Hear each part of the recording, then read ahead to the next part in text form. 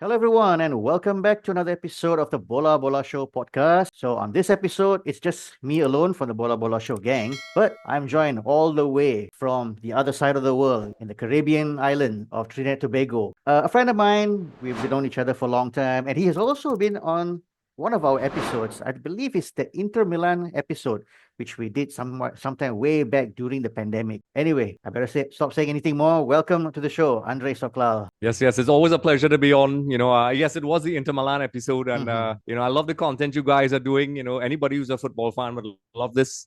Football is a universal language, and Mhm. who can't not love talking about those old tournaments? Absolutely. Of course, on this episode, the focus is going to be on South Africa 2010. But I want to take a little bit time with you because we're supposed to have you on the previous one for Germany 2006, which we couldn't for technical Ah, issues. But I just wanted to know a little bit about what was it like for you being a Trinidad Tobago person watching your country at the World Cup? it's so difficult to put into words Mm-hmm. because you and I are Argentina fans, obviously. Mm-hmm. But coming from a small country that's not a regular at the World Cup, we never made it to the World Cup before. We're a tiny island. Our population is just about three. I can't remember how much it is right now, which is terrible. But Mm-hmm. the whole point is that even when we qualified, it was almost surreal. Like the entire nation stopped. Now Trinidad and Tobago likes to party in general, but Mm-hmm. and like all countries, what was exciting about that is that Trinidad and Tobago, like all countries, have the little political divides and Mm-hmm. social issues. Yep. Yet at that moment, it was one of the few times where you could see football could blow past these barriers. And Mm-hmm. the entire nation was celebrating. Nobody cared about any political affiliations and all that nonsense. Mm-hmm. And the country stopped. And there was a Mm-hmm. positive feel good factor around the country for the first time in a long time. Mm-hmm. And little things like when they were doing the draw and we found out we had to play England and things like that. Mm-hmm. Like back then, social media wasn't as big as it is now. It was just kind of in its early stages, and you're seeing like these guys like in the Premier League, like Frank Lampard and these guys, and we're like, wow, our guys are going to be up against these guys that we're looking at every weekend, and it felt surreal. Mm-hmm. And it's indescribable. We had a pretty decent tournament with all things considered. A lot of people thought we were going to be cannon fodder, but it was up to this day. It's something that Trinidad and Tobago people, Trimbagonians, as we like to call them, look back, fondly. And it's so much so that even right now, heading into the World Cup, I'm doing my nostalgia with the 2006 game, replaying it with Trinidad because it was such a wonderful time. And we know as a small nation, it's going to be very difficult to get back there. Although this time we had an easy shot, but it was an indescribable feeling. Mm-hmm. Okay. I mean, we'll never know in the future. We'll never know if both of our Yeah, countries will one day be at the World Cup. It's a 48 maybe face nation. each other. Yeah. Yeah, why not? Why not? So let's talk about South Africa 2010. I mean, even before the ball was even kicked, it was such a significant World Cup for the fact that it was being the first time in Africa. Finally, a World Cup is arriving in Africa in terms of the aspect of South Africa hosting the World Cup. Well, I remember leading up to it. That's when, like I said, it was pre social media, but for people like myself and Mm, students of the game, you dig and you go on your dial up connection or whatever. And, you find all these articles about the controversies going on with FIFA. Jack Warner was still around. He had a mm, heavy part to play mm-hmm, in the World Cup going in that direction without going into too much details. So, there was that little subplot there as well. mm-hmm, Then it felt as if like it should have happened a long time ago. And when it finally did, if you ignore the politics and the shady deals behind the scenes, it was, I think, an exciting. I feel like exciting doesn't do the word justice, but to me, it's in a new continent, and it shows that FIFA, in spite of all the corruption scandals, at least football was making a progressive move forward and reaching to other regions of the world. mm-hmm. And like in my mind, even back then, I was thinking, maybe one day, even though we did host the under 17 World Cup, Yep. maybe who knows, maybe it may come to the Caribbean. I mean, you experienced Mm. that with the under 20 World Cup with Argentina. It being in South Africa, it was exciting. And then one of the wonderful things about football that sometimes people forget is just that the exchanging of cultures. And True. I was excited to see what they would bring to the table, and it was Yep. just general excitement. I mean, for me, obviously, I agree with everything you mentioned because football is such a global game and giving a chance for Africa to finally host the World Cup. Africa hasn't hosted the Olympic Games, but the World Cup has finally arrived. And I think it was a perfect timing for South Africa in the post-apartheid era. They were trying to rebuild the country, give the country a new image, a new boost of itself. So I think overall, as a host, they probably did. I think they exceeded their punch above their weights in pulling off a fantastic show. But you mentioned what they were bringing to the table, because what they brought to the table was that noise, that noise that Yes. if you think of South Africa 2010, it instantaneously comes to your mind, the Vuvuzela, which became the soundtrack of the tournament. Are you in for it or against it? I'll be honest, it drove me crazy. I remember, like, I feel like I would be asleep and I would be hearing it. I mean, eventually it grew on me, but initially I didn't know what it was. And then when they explained what it was and its connection to the country and so on, but I wasn't a huge fan. But I felt like it was such a strange sound. And I was even trying to figure out, who does that for the entire game, because it was one constant sort of kind of. I'm not even doing it. I don't want to recreate it before I mess with my mind. So I mean, it grew on me as the tournament went along. But initially, a lot of people like, what does that sound? I even thought, because I didn't have a smart TV back then, you had your normal television, and I even thought something was wrong. You have that audio sound with the buzzing. Yep. Because I connected to my stereo back then, and I was thinking, is something wrong with my cable? Is that a static sound? And I would be talking at the cables, only to realize, especially after the first game, within the first couple of minutes, I realized, oh, so this is what that is. Yep. I think there was a little bit of introduction to what was this going to be like, because we watched the Confederation Cup held in South Africa just a year earlier, and already, people were making pretty much complain about it. But as I Yeah. always understand that, when a country hosts the World Cup, you want to see what sort of football culture they bring to the table. And if Vuvuzela it is, so be it. And I will never forget the first match. Before we talk about the first game, the opening fixture between Mexico and South Africa, where would you rank Waka Waka by Shakira in terms of all the World Cup theme songs? I wouldn't say it's the best. Call me an old school guy or an old timer. I'm still gonna put, probably Ricky Martin, Cup of Life at the top of my list. I agree with you. Like, I had this discussion with somebody, two people, in fact, because the FIFA released their two songs with Shakira and what's his name, Jelly, whatever the guy's name is. I should know who this is, but anyway, it's up there. It's definitely maybe top 5 because I really like the Shakira song. While it's Ricky Martin, I agree. Cup of Life, number 1. That is number 1 for me. It just felt like a real World Cup song. That's when it really felt like, we're in a new era of football. It was global. And with this World Cup, because you don't really remember much from 2006, like people who are real, students of the game will remember, I think Wycliffe and Shakira performed 2006 for the final. Yeah, I think the song Hips Don't Lie. Yeah. Yeah, right. Okay, yeah. So it was that song. And even it's a good song, but it felt like it wasn't a World Cup song. Like they just like Shakira just performed one of your songs. But 2010 you could see like the Shakira song and then the Freedom song. Is that the name of that song? From Kenan. Oh yes, obviously that's another one. Yeah.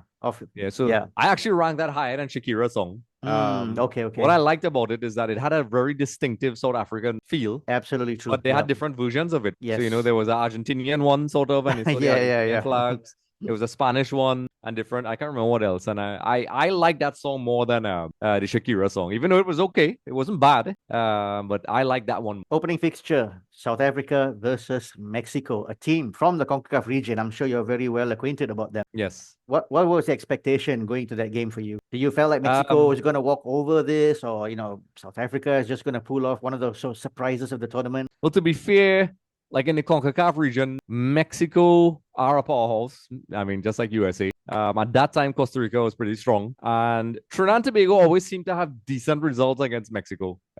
Especially at home. We usually get a sneaker win or a draw. And, Mexico, for all their stature, they seem to struggle in qualifiers. They don't seem to really breeze through. And then, was it Javier Aguirre was the coach? It feels like he always comes back to Mexico. I thought it was going to be tough because, I did pay attention to AFCON.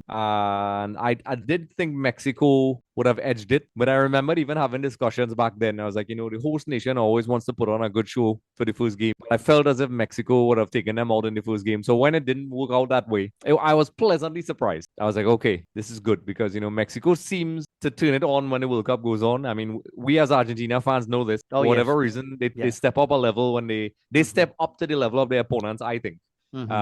Kudos to them. It doesn't matter how their qualification, when they get to the World Cup, they are a problem. So I was pleasantly surprised in the first game, and I was glad it wasn't like a one-sided game, which is very rare to see in football. And the goal, the famous goal from Shabalala, the commentary, the celebration, and everything. I mean, I know it's an iconic goal, but although I would probably And of say, course, the goal, I would probably say, maybe the 2002 opening goal was probably a little bit had a bit more special to it. I mean, it was just pandemonium, the celebration, and of course the vuvuzela came along as well. And Of I course. remember Mexico when they had a free kick, it practically drowned out every single noise they could ever make in that stadium, right? And I love that because, it showed that both teams meant business. Because, globally, South Africa is not a very strong powerhouse team. Yeah. They're in a strong confederation.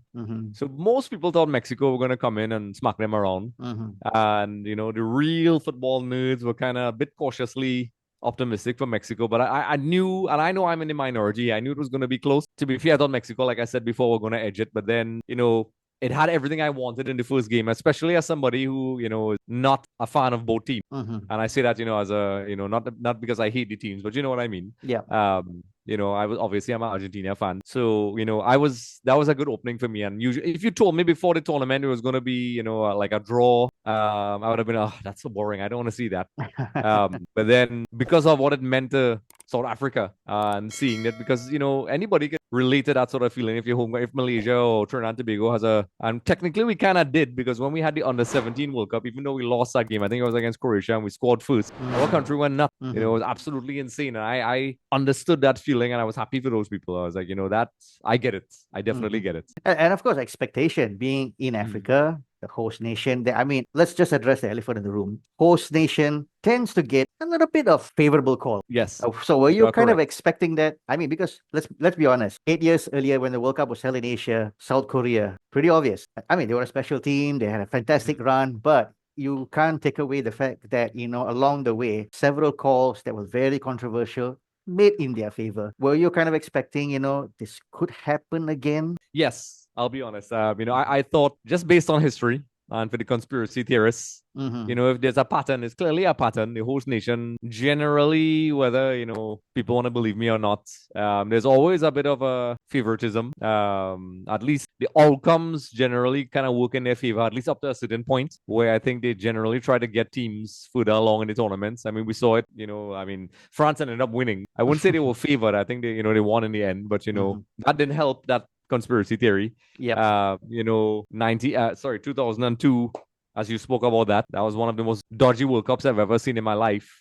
So all those people speaking about 2022 being rigged, I don't know, like they were asleep for 2002, because that's absolutely insane World Cup. And well, you spoke about that 2006 with Germany as well. There were a lot of, I'm not saying this because I'm an Argentina fan, but I saw a lot of calls that favor the home nation, that eventually benefited them and got them a decent run in the tournament. And I expected the same in 2010 and every World Cup since. Now let's talk about probably the most famous World Cup ball in recent times, the Jabulani. Oh boy. Right from the beginning itself, there was already a lot of complaints from the players about the ball. But I can remember in a match between Japan, was it against, I can't remember which national team it was, they scored 2 super free kicks using that ball. And I know for a fact that even Argentina, we struggled to a large extent with that ball. I remember that everybody was complaining about it, apparently except Diego Forlan. But I remember distinctly in the group stages, everybody was complaining about it. Initially, before we got to the knockout stages, it seemed as if as the group stage went along, progressed, the South American team started to adapt a little bit more.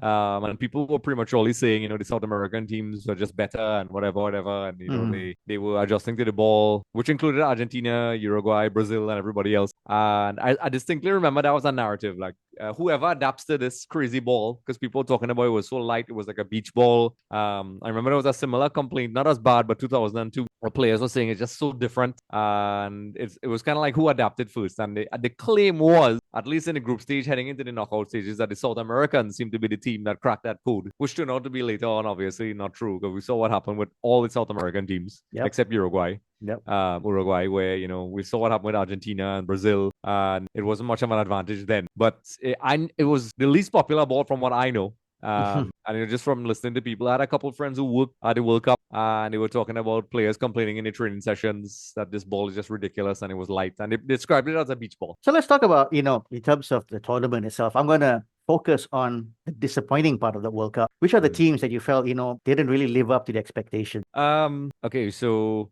I'm not gonna say this because I'm an Argentina fan, but I felt as if even with the Diego Maradona chaos and the questionable squad selection, Argentina still had a pretty decent team. Where I felt as if I don't think they could have won, but I think they had enough in that group to get past Germany, and I just think tactical naivety. But just for the sake of argument, let's forget about Argentina because both of us are Argentina fans. I don't think Brazil disappointed because they weren't that spectacular going into the World Cup. Dunga was the coach, and they were getting results playing, non-Brazilian football, depending on who you ask. I feel as if, in terms of superpowers, I feel as if it could be. Even though I'm saying they weren't favorites, I think Brazil were kind of a letdown because they still had a pretty decent squad. You had Kaká and Maicon and these guys, and they did at the cost of our feelings. They got the better of us at the Copa America leading up to that World Cup. Yep. But so I thought Brazil still had that fear factor then. Like for me, it was already kind of dying down, but they still had that. At any moment, Brazil could turn it on. To me, that's when they started to see the real decline of Brazil. So I think Brazil were a disappointment for me. I mean, we saw the two World Cup finalists from the previous edition got out of the group stage. I forgot about France. Yeah, and obviously, that the French team. I was just watching on Netflix about the whole documentary of what took place behind the scene. Until today, they couldn't even identify who is actually the mole behind the team that actually went and spilled it over to the media what was going on behind the scene. And of course, the defending champion Italy. Although it wasn't really much a surprise because if I can recall, they did quite very poor at the Euros in 2008 and. Even in 2006, most of their best players were already on the wrong side of 20 and early 30s and all that. So, and we did not see any more pretty much a depth in talent coming in that could take Italy forward. And so, probably these two were the biggest shocking points that couldn't make out of the group stage. But there's another team that we probably need to talk about. You played against them in the previous World Cup. Soccer Warriors did pretty well. But at this World Cup, I think it was pretty obvious that whole David Beckham golden generation. I mean, it was never about football, full of razzmatazz, no substance, and it showed very obvious in this World Cup, I think. It was a classic, now that you jarred my memory a little more, because the reason why I sort of stalled when I was talking about Brazil, because it was very difficult to choose one. So I'm cheating now. Because France was definitely, they had a decent team. We know what happened with the rebellion against Dominic. Italy still had a pretty decent squad. You had Lippi as a coach, which is kind of like my biggest fear. That started the whole World Cup winners curse thing narrative. And I really thought, now that you mention it now, now that you mention Italy and all these other teams and England as well, like England, I guess they always disappoint because of their own crazy expectations sometimes. And I mean, like you said, 2006 and 2010 was their golden generation. I guess the golden generation was kind of fizzling, but it was still pretty strong. But even me, because I guess I don't have that EPL fanboy sunglasses. I saw the deficiencies. It was a very cool interview with Roy Keane. And of course, the English media and people in my country who are EPL crazy went nuts, where Roy Keane, does what he always does. And he did a very brutal Roy Keane-esque assessment. He said, England keeps saying they're world-class. This is a world-class team. And he broke down each player.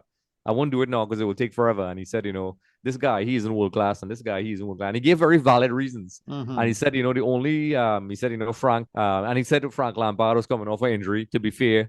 Steven Gerrard, I think, also had one as well. He said Wayne Rooney is probably the only one that's really world class. And I think he was coming off an injury as well. He said, but outside those guys, the guys who are normally world class didn't have good seasons. And, he broke down the squad and, but I didn't think, I think they drew against USA, if I'm not mistaken. Yeah, they did. That was crazy because I ran away from my job at the time to look at that game in a cafeteria. I just told my boss, hey, I'm going to get some food. And there's a lot of teams that disappointed. I mean, I'm not a fan of England. I don't think they were going to win that World Cup, but I think with that squad they had, they definitely should have gotten further along in the knockout stages, got past Germany. And then there was a little bit of, they were unlucky, I guess, with the whole ball that didn't cross the line. Oh, Some people yes. say it's karma for 66. Oh, yeah, obviously.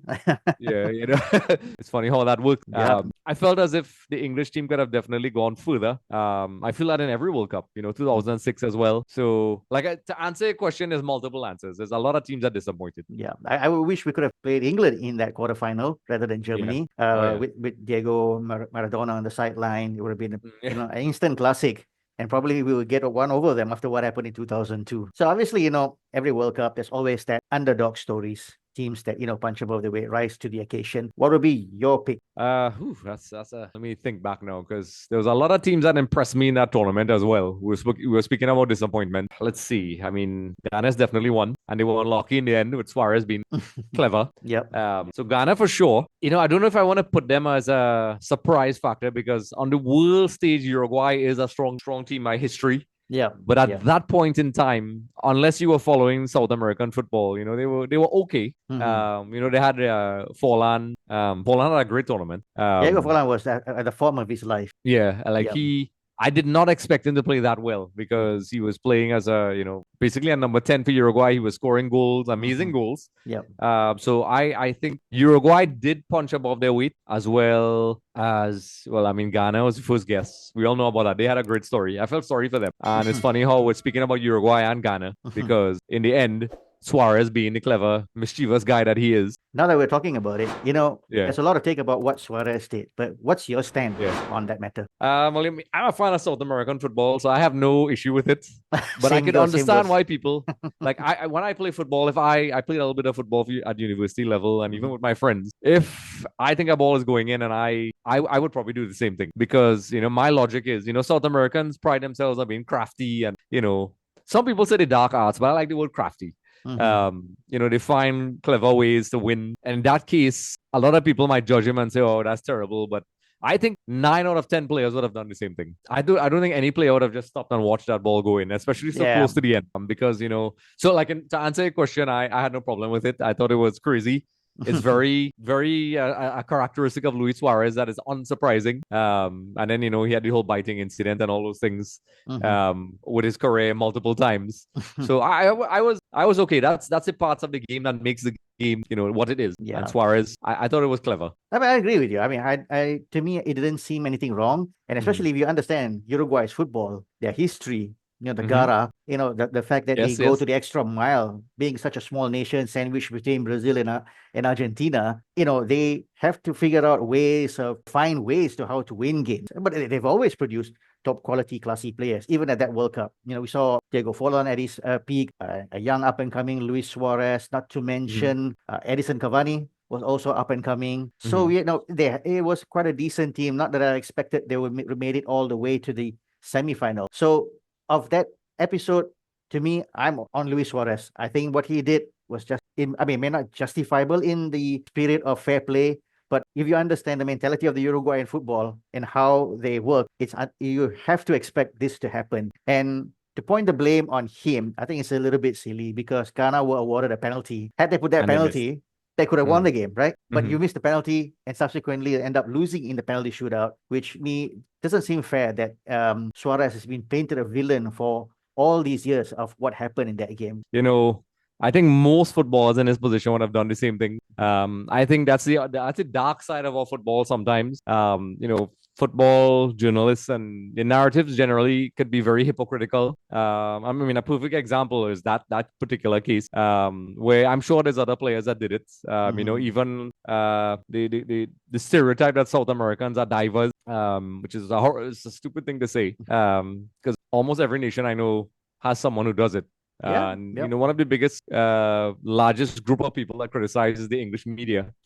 Yet they had no problem when Owen, fell over in 2002 when he fell over as well. He even admitted recently. Everybody who looked at the game, they would say at the time, because it was pre-social media, it was easy to have these sort of radical views without too much people contesting them online. That's probably one of the small pros of social media now, where while social media has a lot of nonsense, you still at least have a chance to kind of voice your opinion and counter nonsense. Back then, people lived by narratives. I think Uruguay were the victim of the sort of narrative where South American players are not crafty. That's why I use the word crafty, but sort of villainous, dark arts sort of Cunningness. players would do whatever they need to do to win, but Yeah. they twist it in a more dark way. I liked what the V.A.R did with that team because they went further in the tournament, and I felt as the tournament went along, they were playing better. Yes. And with some luck, they probably could have gotten past. They played the Dutch, I think, in the Netherlands in the semi-final. Yeah. yeah. So I felt as if there was nothing to say that they were much better than Uruguay. And as a fan of South American football, I was hoping they would at least get to the final. But I think they definitely punched above their weight. Nobody expected them to get that far. What about Germany? Exciting young team, and obviously, as fan of Argentina, we'll be crossing path with them on one or two occasions, with Oh, yeah. not much of happy ending, to say the least. But as a team, what an exciting team! I suppose one of the brightest thing of that World Cup. To be fair, I mean, what's interesting about that Germany team is that I did my thesis. I won't go into details, but paying attention to how Germany revamped their system. I won't go into the details about all that, but I studied their revamp very closely. And just to summarize really quickly, the 2002 cycle and 2006 cycle. 2002 was a very low cycle for them, and they still got to the final. But everybody who, if they were being really honest, know Germany were, kind of lucky in a lot of ways to get to the final. And eventually in the end, they ran out with Brazil. And then heading into the 2006 World Cup, there was literally, they couldn't defeat, I think they were saying, any of the top nations. Yep. So they weren't very confident going in. That's why when, they got past Argentina, it was a big deal for them. And then 2010. And the reason why I bring that up is that in my thesis and my research, I found out that when they were at their lowest, they were looking at the Argentine youth system. Yes. Yep. And V.A.R went down to Argentina and did his research, and they started a plan incorporating universities and revamped their entire football plan with the intention of within 2 or 3 cycles, they will be contenders to win. And to be fair, they did hit that target in 2014. Yep. Maybe a couple of years off their target, but 2010 was the example of okay, their program is progressing because I mean, you saw what they did to England and Argentina. I mean, while people could talk about the naivety of Maradona and so on, they look like the real deal. You could see that these guys, and they were young. It was a young team, Ozil and all these guys, Podolski, Mutasaka, I think. And you saw the ingredient. Yep. And as the tournament, to be fair, I know a lot of people didn't give them much of a chance heading into the World Cup, but they showed in that tournament, hey, Germany is back, take us serious. And before they even played us, I was like, okay, this team looks a little bit scary. Yep. When I say us, meaning Argentina, for your viewers who don't know, I mean, this is a giveaway. But I was kind of like, oof, Germany. But when they got past us, I was like, yeah, this team can go to the final and even win this thing. They were very good. Yeah. It was a very un-German team. The German team that I remember growing up back in the 90s, a very industrial team. Not a very exciting team to watch, but they were effective and they were getting the results. But here, it's totally different. It's like a new mentality with all these players that they've incorporated, Mesut Ozil, Khedira, Podolski, Klose, and all that. And suddenly, wow, they can really play. They can bring flair, technical style, and brilliant individual football. Suppose, as what you mentioned, that youth system, the reboot that they conducted back in 2000 to reshape and restructure their whole youth system. And yes, I remember reading about that article of Oliver Bierhoff mentioning that he went to Argentina to speak to Roberto Ayala, his former AC Milan club teammate, trying to understand, what is it that you guys do here that produces all this talent and all these players, and trying to get some input and all that, and probably incorporated some of it back in Germany, and the result is there to be seen. But when we speak about tactical in 2010, I guess there's only one team comes to mind, a team that finally got past the line and finally knew what is it like to win trophies, Spain. Tiki-Taka football. I mean, it was definitely right at the peak of that moment, including with what was going on with Barcelona at that time. Yes, that style of football, just coincided naturally with the national team. And credit to Del Bosque, because as you rightfully said, Spain has always been a bit of a disappointing team. They always had lots of talent, always underperformed. And for people who really followed Spain, they would know that the divisions in the team were so big. You had the Catalans, and then you had the Real Madrid players, and then even the Basque contingent. They were not really united. And I think I remembered they mentioned, I think for the Euro 2008, if I'm not mistaken, they actually changed their anthem because, you would have players singing this one new anthem. And, it just coincided perfectly. And Del Bosque knew how to incorporate the non-Barcelona players into the team just to kind of fine tune. But that core, that Pep Guardiola, Tiki-Taka football, and Del Bosque knowing how to ensure the rest of the team follow. It was just set up perfectly for Spain. Even though they lost, and kind of like us, deep down, I think everybody knew that Spain was definitely the team to beat. A lot of people, of course, the people at the time thought Spain were eventually going to do what they always do and fall over. But deep down, I knew these guys, barring a catastrophic flounder, which ended up happening in 2014. I was genuine. I just love to see them play. And I'm sure they wish they had Messi on their team, and I know they tried. I know they tried very hard they to get did, they Messi. did. They went out of their way to try to get this guy, and kudos to Messi. We saw how that turned out. He was like Argentinian, but they were basically Barcelona without Messi. And it just shows you how strong that football and the players were just at the right age, and that's just how it was for them. It was perfect for them. Del Bosque is a great coach. Yeah, obviously he's a great coach. I mean, he arguably one of the most successful World Cup winning coaches. The fact that he achieved quite a handful with Real Madrid, and then of course, finally winning the World Cup with Spain. But do you also feel like this is the World Cup where the football is changing? I mean, we talked about 2006. It probably was the last World Cup of its kind, and then suddenly in the years after, football has changed a lot. The individuals, it's been replaced by this idea of a robustic system that players need to adhere to it in order to perform with the team. Like they're gone all the individuals. It's now about the team, the structure, and all that, being that system. I think you're right. And I think they were, to be fair, I mean, all the tournaments, if you want to get literal, they were tactical. But I think there was definitely a little jump in the evolution of tactic in that period. And I mean, it sounds like I'm talking about Argentina a lot, but Pep Guardiola, for people who don't know, he was heavily influenced by Cruyff and, Bielsa. And I know a lot of people, when they were talking about the Tiki-Taka in 2010, I had to remind a lot of people, if you go back to the 2006 World Cup and you saw the kind of football Peckerman and Argentina was playing. Oh, yes. And, where they were playing that one-touch football, passing the ball around, beautiful possession that was not just for the sake of passing it around. And I remember up to this day, if you go, you will always see highlights about, I think it was, I can't remember how many passes against Serbia. 26 26, passes. right. Yeah. 26 passes, Cambiaso scored. And even their general overall play, so there were hints, but generally, I think Pep Guardiola refined that tactic. You saw it with Barcelona. And funny enough, I read an article yesterday because, I think he's going to step down from Man City, I believe. Yep. So Arsenal won the league, and then there was an article next to that talking about legacy. And I can't remember if it was a quote from Cruyff. This is not the exact quote, but, the good coaches, the legendary coaches are the ones whose tactics people try to emulate and copy. And that Spanish tiki-taka, I would even say Catalan if you want to be very specific, that Pep fine-tuned, really changed the game in that 2010 World Cup.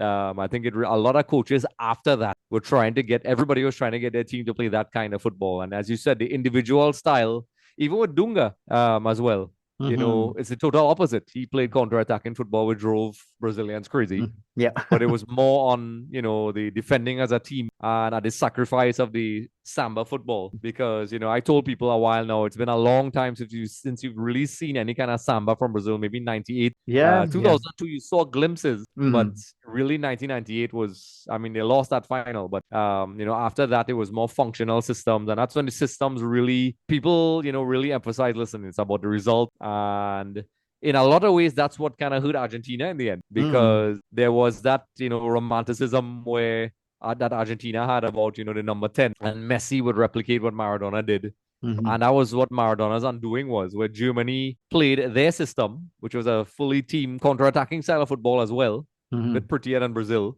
Yep. And it was efficient and ruthless, where Maradona decided to go all gung-ho on attack. And his individuals, he thought would have been good enough to win. And in the end, tactics undid Argentina in the end. And that was a perfect example where you started to see, in a lot of ways, although Messi is the exception, the kind of, at least for that time, where the team ethic kind of took over for a little while. Yeah. Yeah, absolutely true. Because if there was one thing about Argentina, it is the individual that got the best out of the group opponents. Yes. Yeah, against Nigeria, South Korea, and Greece. And of course, Mexico, I mean, we managed to overwhelm these opponents because of the individual. But when Germany had their individuals, when they played together as a team, that's when, it was a wake-up call for us in that game against Germany in the quarterfinal. Because as soon as Thomas Muller scored the first goal, I kind of knew already, okay, we're in trouble here. Because if there's one thing that we've never done in that World Cup is conceding. To the best of my knowledge, we never conceded a goal. We've always had the upper hand against anyone we played. But the moment we conceded against Germany, we were struggling to find our way back in the game. And it Yep. was obvious by the second half, when we were trying to stack a lot more individuals up rather than figuring out how to play as a team, we were punished in the counter by Germany, and the scoreline is one of the scorelines that I wouldn't want to go back and watch that particular game again. I can understand why Maradona wouldn't want to do it. So do I. I have not seen that game ever since then. So, Same here. I never looked at that. I don't Yeah. even look at the highlight. Spain played Netherlands in the final, but I'm not sure it's the Netherlands that Johan Cruyff will be very proud of. I don't think he was proud. Correct. I think when he was alive, he was very critical of that team, even if they went to the final. He was more happy to see that his fruit of labor helped Spain to win the World Cup. Very unusual, but Yes. he's a man of of strong opinion. Well, you took the words out of my mouth because it's such the irony of Spain's football being, heavily influenced by Cruyff, who's Dutch, that style of total football and passing and, the movement of players and interchanging of positions and things like that. And the Dutch were playing almost wrestling. They were just decided they weren't going to play football. You had Van Bommel and these guys and De Jong just, we're just going to kick the crap out of the other players. I was disappointed with the Dutch because you had all these years of great players. Even 2006, they were starting to kind of wind down, but they still had really talented players and tried to play really good football. I think Euro 2008, they had a decent. They got out of the groups. They started off really well and eventually they lost. But they still tried that sort of Dutch football that we know. From all the way back with the De Boer brothers and the Ajax generation and these guys. And then to see this version, I was like, wow, before the final took place, I had a discussion with a friend of mine who is Dutch. And, he was saying, I told him, I said, so would you be happy with them playing ugly and winning? Just to get that, finally get your hands on that trophy. Would that be an issue for you? And, well, he said he didn't care. He just wanted to win the trophy. But he said deep down, most of the Dutch fans were not very happy with how they were playing, but they justified it by, hey, listen, we got to the final. And I guess I could understand that as well. If Argentina, played ugly and win a tournament, I wouldn't have too much of an issue with it. Which we would have wanted that. In those years when they went to 3 consecutive finals, we were aware, who cares? Just win ugly, right? Yeah, exactly. I completely understand it. Like when I look in hindsight, if Argentina had played crap and just ground out those finals and we won and we got that World Cup and 2 Copa Americas, I would have been very okay because whether people like to admit it or not, people generally just remember the winners. They don't remember how they won it, which is fair and unfair. History is a bit cruel like that. And in terms of if you're a football purist, and you love that free-flowing attacking football, like somebody like myself, I appreciate all tactics, but I still think that Dutch team was talented enough. They didn't need to play that kind of football. I think if they actually played their kind of football, you had Robin in the form of his life. While Van Bommel was kind of used as an enforcer in midfield, he is a very talented midfielder with his passing. And if you looked at him in that tournament, you would swear he was just a ball-winning kind of water carrier type player. And it felt as if the Dutch kind of were like scared to be themselves throughout that entire tournament. They took the page from Brazil, I guess, and in the end I think the right team won. In the end Casillas was the big difference. That 1v1 with Robin, I always remember that. I was like, okay, that's it for sure. Yes. And if it's one guy you think would finish, it would be Robin. It's kind of like Dibu Martinez in 2022. And that's how it goes. And in the end I think the football purists were happy. Yeah. I think the only people who would have been unhappy about that final is obviously the Dutch fan. But I think in the end, the right team won. It was a clash of styles and beautiful football won. Because I think we were talking about tactics and this World Cup is a World Cup of tactics. I think if the Dutch won, that would have set a bad precedence for possibly the next World Cup. Yeah, that's true. Tactics are in a lot of ways trending with each World Cup. The Tiki-Taka football was the popular football at the time. And I remembered, I know I'm jumping ahead a little bit here. The 2018 World Cup, a lot of teams are playing not particularly offensive football in 2018. Most of the times they are playing not to lose the game rather than trying to win the game. Yeah. And you saw it in the Copa America afterward, where there was in a lot of ways, I think, and I'm going a little deep here, but Pep Guardiola, Barcelona winning those, the Champions League, especially that first one against Manchester United, I think saved football because for a time I had a heavy criticism of Champions League football and by extension national football, where a lot of the Champions League games were starting to get boring, where teams were so defensive and about getting the result. Nobody was really playing open attacking football anymore. And then Pep came along and he did struggle against Chelsea, but just like that World Cup final in 2010, I think when Iniesta scored that goal against Chelsea, I know a lot of people have issues with that game. We're not going to talk about that. I'm not a Barcelona fan, but I know Chelsea fans were pissed. There was a lot of dodgy calls in that game. Mhm. But I think in the end, football won. And I think that period in time, I think it was very important that Spain won because attacking football became cool again. Everybody would be like, hey, I want to play that style that they're playing.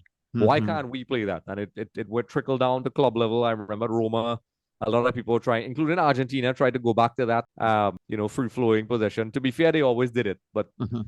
they tried to play like Pep. And like I said, I'm glad, not because I dislike the Dutch, but I'm glad that type of football won in that final. But I suppose if there's one bright spot in that Dutch team, it's your guy from Inter Milan, Wesley Sneijder. Oh yeah, he I was great. mean, do you think that he should have won the Ballon d'Or or was the best player in that World Cup? I mean, I know there's a lot of opinion on him. I think he had a Mm. fantastic year, was part of a fantastic Inter Milan side that won the treble and played a huge part in that Netherlands team that got all the way to the final. Mm-hmm. Had he won that final, maybe it would have changed the script. But do you think he's an award-winning performance for him? Yes, I think it was. Mm-hmm. I think, I mean, I'm an Argentinian fan, but I will say this. I always thought the Ballon d'Or was stupid. I never liked it. I always felt as if there was a preference towards attacking players. And then it got worse and worse as the years went by. It became a popularity contest. For people who understand how these things work, these brands create these rivalries. For me personally, I know this will drive a lot of people crazy. There was no debate ever. But I will admit that in 2010, that Schneider should have gotten it. Mm-hmm. I think I didn't really understand why because Messi's Barcelona got knocked out, and then Schneider won the Champions League. Even Milito had a shout as well, but he didn't have much of a World Cup. Mm-hmm. He got a cameo, I think. And then Schneider got to the final, and he was very instrumental with that Dutch team Yep. getting to the final. And I thought it was a bit ridiculous. And then, with the Ballon d'Or, they're always changing the criteria. One year it's who scores the most goals. And then the next year it's who won the World Cup. And Mm-hmm. then, I remember then when Luka Modric finally won. And then he didn't even win the World Cup, which is kind of the same thing as Schneider. But people agreed that, he was, a worthy player. He was a great player, played well in the World Cup. Mm-hmm. And I think Schneider, by that argument, it shows that Schneider should have won it as well. The Ballon d'Or is really crazy, but I thought Schneider should have won. And of course, you mentioned that rivalry, Messi and Cristiano Ronaldo. We didn't see much of them from this World Cup, didn't we? Oh, yeah, it was bad. Yeah, I It's, know, it was crazy. it's just one of those World Cup where, none of these players, I mean, they were there, they were part of the team, had a big role for their team. And it was very evident in that World Cup itself because Messi was struggling to play in Diego's whatever system that Diego was trying to play. And of course, Portugal at that time, I like to think that they were going through a transition period between that team in 2006. And, they were finding new talent coming in, trying to build a team that would eventually win a Euro a few years down the road. So do you think that, these two came disappointing, or it was just, it wasn't really their time yet to shine at the biggest stage? I would still say, so for Ronaldo, I would think it wasn't his time. Portugal went away place because, the big boys of Luis Figo and Rui Costa and all those guys were gone. I actually felt Portugal had a missed opportunity in Euro 2004. It's crazy that team didn't win the Euros. That Greece won it. I think 2006 was kind of pretty similar squad. The one thing they were missing was that striker. Ronaldo was not a striker then; he was a winger. Yep. So 2010 was a bit of a transition phase. I think people were a bit realistic about Portugal. So Portugal not doing winning the entire tournament wasn't entirely disappointing. But I think Messi, because his form was so ridiculous, and Argentina. I mean, that's a whole other show you and I could have just talking about Argentina, the crazy the stuff that happened. But Argentina, there's a dumb narrative I hear all the time that when Argentina was not performing, there's some people in the media and some of them from ESPN who I talk to, where they would say, well, Argentina, Messi is good, but he doesn't have the supporting cast. And I always thought that was such a stupid statement. And I use the word stupid because it is stupid. Because even with that questionable squad that Maradona took, it was still a squad that was talented enough that Messi didn't have to carry this burden. But for whatever reason, it showed, besides Maradona's tactical naivety and strange call-ups, not calling up Zanetti and Cambiaso and those guys, and many others, I felt as if Messi had the curse of, what Ortega and Aymar and Riquelme had before. And I was worried that it was going to take Messi out as well, because a lot of people were speaking about Messi, but I told people Messi is not the first number 10 to fall for that, carrying that shadow of Diego on his back. It happened to Riquelme. He fell apart many times. left the national team. He came back. He explained how much of a burden it is. They crucify you in Argentina because it's a passionate country. And it's, to be fair, whoever is post Messi is probably going to have that same problem. I think that, Scaloni did a lot to kind of fix that, I think. But, Messi's brilliance was also, in a lot of ways, a curse for him because people were expecting him to recreate Maradona. This was his time. He was playing well for Barcelona. He was unstoppable at club level, was winning everything. He was just scoring goals, running past 4 or 5 players. Yep. And, some people would argue that was prime Messi, at least that period. And, he couldn't even score a goal. I mean, to be fair, he created a lot of chances. And, for the real analysts, you saw the playmaking side. But I felt as if it was too much responsibility for Messi. It just undid him in the end. And I think Maradona was not the right coach. So it was a disappointment in the end. I think a lot of people expected a lot from Messi. It was just the wrong time and the wrong coach and a lot of wrong ingredients for Messi at the time. I just think, there were players, the whole story, they're like when Veron had a falling out with Maradona. So, there was no stability there. And I think in our already demanding footballing culture, I think it was just too much for Messi in the end. And it showed. I mean, it was pretty obvious if Martin Palermo was ahead of Diego Milito in the attacking pecking order. Yeah. You knew, oh man, tough times ahead. Tough times are ahead for us. Yeah, that was crazy. I did a whole video on how crazy it was. Dropping Zanetti is insane, especially after the Champions League, because he had a dream and he carried Garce, who he didn't even use, which is crazy. So you say these things in public about, I'm going to drop. And that's another thing about the 2010 World Cup. Maradona had some crazy quotes, and he was just extremely entertaining to the point where I think that also undid Argentina in the end, where he tried. His personality was a pro and a con. And in the end, it was a con because, to be fair, Germany used some emotional intelligence on Maradona and got him to, because he was mocking them. He was trying to be like Jose Mourinho in a lot of ways, and they were friends. It was well documented. They were friends, and they were discussing tactics, and Mourinho and Diego are good friends. And, he had these hilarious quotes. I remember when they were asking him, they tried to imply, for a politically correct term, when he was kissing all the players, they asked him if he likes women, and he did this expression. It's a gif everywhere. He did the eyes like this. He's like, no. And, he was box office. So, like, people who were in charge of that tournament were loving it because he was at the right time. This is when social media really, social media. He was Mr. Entertainment, that's for sure. I mean, put the football to the side. He was entertaining. Yeah. Correct. And that's what hurt Argentina in the end and hurt Messi, because I felt as if, you needed somebody who was a bit more calmer. Now, we talked about Frank Lampard disallowed goal against Germany, the Luis Suarez handball situation. And I suppose this was whereby we are starting to see that the idea of V.A.R. needed to be introduced to football, although it's still long years ahead. But would you say that these moments are the one that set the stage for a serious discussion about how officiating and decision makings are going to take place in football in the future? Yeah, definitely. I remember that's when I was really starting to get into, before I got into my career now, and I think I remember the articles because that was the first real World Cup where social media was in full swing. Yeah. Where you were no longer limited to traditional media and going on the internet and websites.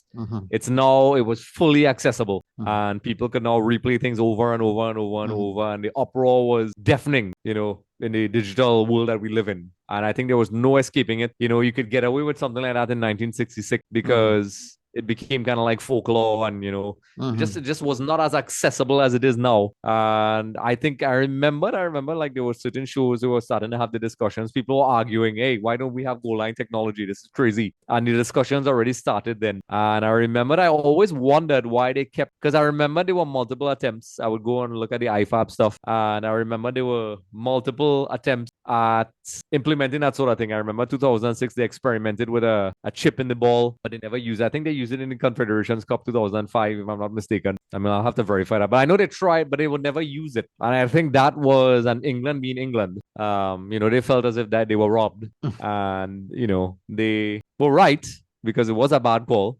I mean, it's scary because everybody saw that it didn't, it crossed the line. And I think that definitely was the catalyst for the V.A.R. we have today. Very simple answer. In for it or against it? I'm still in support of it, but I definitely think V.A.R. is fine, but I definitely think the human elements is still the problem.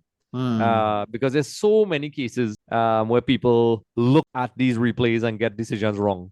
And there's so many flaws. Like I mean, like as you know, I do analysis for a living, and like there's certain calls that anybody who played the sport, even at a recreational level, like for example, the handballs now, they like when they say your hand is in an unnatural position, and they look at the replay. And sometimes, players, anybody who played any sort of football knows you can't realistically run with your hands behind your back like this. I think I remembered, which is the 2018 World Cup, which I think Perisic, France obviously won that one, but Perisic got, I think there was a penalty, I think. And was it Schmeichel that said, eventually, I did a video about it, which is hilarious, where people were bashing V.A.R, how they got decisions wrong, where a player is going to have to play with their arms behind their back. And the whole point of me bringing that up is that, for example, when you look at a replay in slow motion, a tackle looks way worse than it really is sometimes. And I've seen many, many, many, many cases in the last World Cups where calls were wrong. And it's down to the interpretation of the ref. And while it is a system that should make it better, the human element is still the weak point. And they're going to have to find a way. I even had a discussion with Terry Fennick, former English player. And he was saying they're probably going to have to start using former players. Because I can tell you this, anybody who actually played football in any way or form, the people who wrote some of those rules, I wonder if they even played football. Because, their interpretations of handball, because I remembered in the early 2000s, you had ball to hand, which is a term a lot of them would use that would not count as a handball. Because then players could just kick the ball to the player's hand and just get penalties all the time. A guy like Ronaldinho could do that all day. Yep. He would just say, okay, boop, and by the current laws, that would have been a penalty. But all of a sudden now, I've seen some ridiculous penalties given. I've seen some ridiculous fouls given. So I love V.A.R, but I think the execution is still very poor. Eventually, Spain winning the World Cup. Do you think that in terms of football romanticism, I know, I mean, we can be biased about 2022, saying it's Argentina and all that, but from a neutral perspective, do you think that this is the most worthy World Cup winner of our time, considering how football has gone in the last 20, 30 years, at least in this one moment of time, attacking football, beautiful game, Jogo Bonito, whatever you want to call it, had the better say at the World Cup. Yes, I think so. I agree with that. Just like I mentioned earlier, I think this Spain playing the way they did saved football in a lot of ways. There was a overemphasis on results. I mean, it is a result-oriented game, but I was very concerned about how football was going heading into that World Cup. And like I said, I have no issue with defensive tactics. I love different forms of tactics. I love calcio. I prefer attacking football, but I have no problems. I like teams. That's why I like Scaloni so much, where he plays different styles. And most coaches are getting like that now, where that style of football saved football, because it was getting to a point where, I'll use an example, Copa America 2007, was it? Yeah. Argentina were the best team in that tournament, and they lost in the final. Absolutely true. I'm not saying that because I'm Argentina fan. We fell into the Dunga trap completely. Yeah. And at the end of the day, nobody cares. Nobody cares because Brazil won, and that's all that matters. They won the tournament. Yeah, and that's how football works. Barcelona, with Pep's football, was, and by extension, Spain, was a breath of fresh air, because I didn't like how football was going. And all tactics have cycles. But I think it was very important, like you said, for the football romantic, attacking football won, because it was looking really grim at one point in time. And of course, you mentioned earlier about Messi. He could have nearly been a part of that Spanish team and, lifting the World Cup. And I remember everybody, bringing this whole narrative to me. And I keep saying that, it could have possibly happened. He could have possibly won the World Cup and all that. But I don't think it would have made him a happy person, because deep down, he knew if he ever wanted to do it, he's going to do it for Argentina. So, regardless of how Spain could have tried to persuade him to, take up Spanish citizenship and play for the Spanish national team. And even though, they could have used all the Barcelona players, the Iniesta, Xavi and all that, to persuade him to change his mind, I have a feeling that, it would have never happened. If it happened, then obviously it would not have put him in a very happy place as he is right now. So to the naysayers and all that, sorry guys, he made it clear from day one. He's Argentina through and through, not for Spain. Yes. And I love that. I think I read he even elaborated a little bit further as well, where they even told him, I can't remember who it was. I think it was Carlos Rishac or somebody. For people who follow Barcelona and Spain, you would know who that is. Coach Barcelona at one point. He was the guy responsible for really signing the napkin. We all know the story. Yep. And he said it. He said, they would tell him, listen, Argentina. They told him that Argentina doesn't have any great players right now. You could win trophies with Spain, and he just echoed what you said. It's a very Argentinian thing. Argentines are very patriotic, and he came from Rosario, and I think from what I've seen, it's very rare you would see an Argentine, unless there are exceptions, because there are some that played for Italy in Yeah, recent yeah, times. there are. Yeah. But he was never going to play for Spain. And I felt as if, and he said it. He said it would mean way more to win with Argentina than with Spain. So, to wrap it up, how would you look back at the legacy of South Africa 2010? I mean, do you think that, hosting the World Cup, did it brought the necessary changes to the country? I mean, was it a positive one? How would you look back? Because of the job I do, I probably would look at it in a very layered way. Mm-hmm. From a sporting perspective, from a political perspective, but I guess I will go strictly with the sporting perspective. I think it was, from a social perspective, it was a success. I think it was very important that football started going to these regions of the world. I know, with the and this is the conflict here, Mm-hmm. where from the political side, I know a lot of people, FIFA always had their issues and they always will. Mm-hmm. I know there's a lot of people within the country that kind of felt that they didn't get what they think they should have gotten. Mm-hmm. But generally, it seems as if it did create a lot for the country, mostly. So I think from a sporting perspective, I think it was a success. I think it was a success. I think if I'm refusing to be cynical, because if I talk about FIFA, then that's a whole downhill slide. Because then, Yeah. So strictly from a sporting perspective, I'm going to avoid that topic. I think it was a success. I think the legacy of South Africa still lives on today. People still look back at that World Cup fondly. I mean, you and I support Argentina. They got knocked out. It was horrible for us. Mm-hmm. But I still enjoyed it for what it was. Mm-hmm. Even though that loss against Germany was horrible and I still get nightmares about it.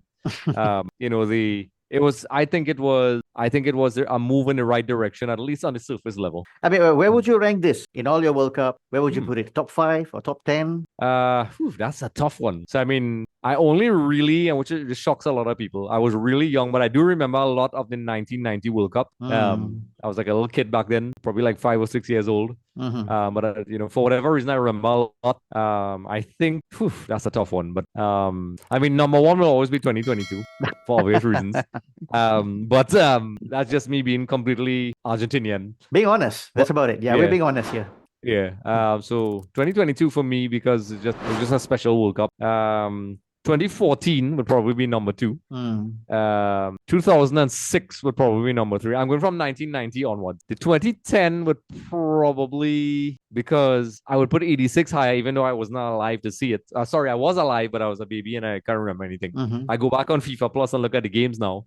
Because Argentina won that, I would put that maybe in the top 4 for me. And then maybe 2010, I would say 6, because even though Argentina didn't win the 98 World Cup, I really enjoyed the 1998 World Cup. I felt as if, to me at least, that was the last World Cup where there were a lot of powerful teams. When you look back now, in a lot of ways, I think the best assembly of quality was probably 1998. So that's why it edges out 2010 for me a little bit. And so 2010 will be like 5 or 6 on my top World Cup. Well, for me, I mean, looking back at the 2010 World Cup, I mean, you mentioned about the disappointment, Argentina not winning it. Yeah, of course. But I think overall, having the World Cup in South Africa, I think it brought a lot of joy to the people there. It's a country that massively loves the game. They're passionate about football. And I think the opportunity for them to be hosting such a major event, able to see all these big superstars in the flesh, because we never know when the next World Cup is going to go back to Africa. Oh, yes, we do. At 2030, Morocco is going to have a big part of it. Okay, all right. so one edge of Africa. One edge of Africa to the other one. All right. So I mean, we don't know when are these countries will have that opportunity. And as you know, World Cups are getting expensive. I don't think South Africa will be able to pull off a good show had they been given a chance to host it at this era. I think they were at the right time, the perfect moment in order to be able to host a World Cup that, to what I understand, it's still unsustainable even until today. There are debates about, the huge amount of money that had to be spent and invested into that tournament, but that's a whole different topic. At least from the fans, which are the most important stakeholders in football, they enjoyed it. They had a good time. And, I'm sure, they created memories that will last forever. FIFA's going to have to be careful they don't take away the game from the people. Absolutely. Because it's becoming a event for the super rich now. It's no Mhm. longer, it's just ridiculous. And I'm looking at the trajectory that World Cups are going in Mhm. to the point where it's multiple nations. I mean, it's not the first time they had that, but it's almost becoming, continental, where you have multiple continents, hosting World Cup. It's getting a little scary now. I mean, people now have the luxury of, I mean, I've been hearing people who have gone to every single World Cup since they've been alive and they can Mhm. afford it, actually actively make the choice. I'm not going. I rather sit home in my room on my flat screen and look at the TV in my man cave. And Mhm. I could understand that. I mean, these guys are passionate football fans just like us. FIFA needs to be very careful that their greed doesn't alienate the sport. Absolutely. Absolutely agree. So, any final words from yourself, Andre, before we wrap this up? Well, I mean, listen, the 2010 World Cup, it's one of those things. Each World Cup, there's so much to talk about. With each team and whatever, and it's a World Cup I enjoyed. It's really it's an interesting World Cup for multiple reasons. We highlighted all the reasons in there, but I'm not going to go into all that. It was exciting having this conversation with you, and I really enjoyed the series that you're doing. And everybody out there, I guess they could let us know in the comment section when you post this up. What was their favorite moment in the Mhm. World Cup, as well. And, of course, I had to mention, I know you spotted it already, but, I had to wear my 2010, you can't see it, but it's my hindsight. I can't really pivot. I don't want to turn around. You won't Okay. hear my voice. All right. I But, mean, I so had this jersey and I brought it out for you, Stephen. We're talking about 2010 and whatever other World Cup. If it's a 2014, I'll bring out my 2014 Mascherano.